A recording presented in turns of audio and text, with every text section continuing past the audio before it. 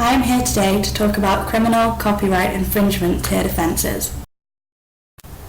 Section 196, subsection 1 of the Copyright Act 1968 provides that copyright is personal property and is transmissible by assignment or licence.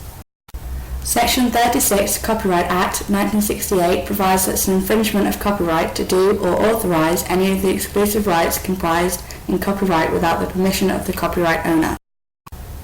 The exclusive rights are set out in Section 31, subsection 1 of the Copyrights Act. The only people who can exercise rights are the copyright owner, people with copyright owner's permission, and people acting under exclusion. Not every infringement of copyright is a criminal offence. Generally, only those that involve commercial dealings. Under the Copyright Amendment Act, there are three types of offences: indictable, summary, strict liability. Indictable offences are the most serious. They require elements of intention and recklessness.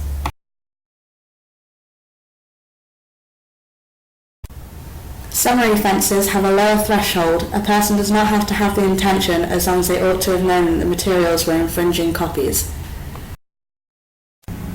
Strict liability offences are the least serious, and prosecution can be avoided by on-the-spot fines issued up to 20% of the maximum penalty. There has been some uncertainty about the definition of a commercial scale.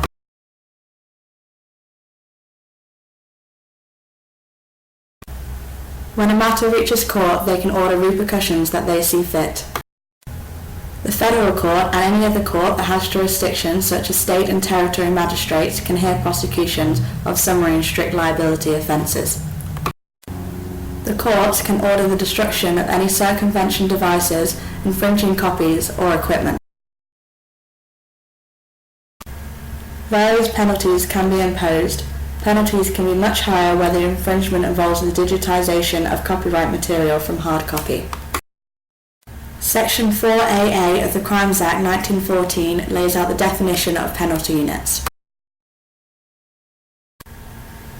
The defences and exceptions to copyright infringement are laid out in Section 132 AC of the Copyright Act 1968.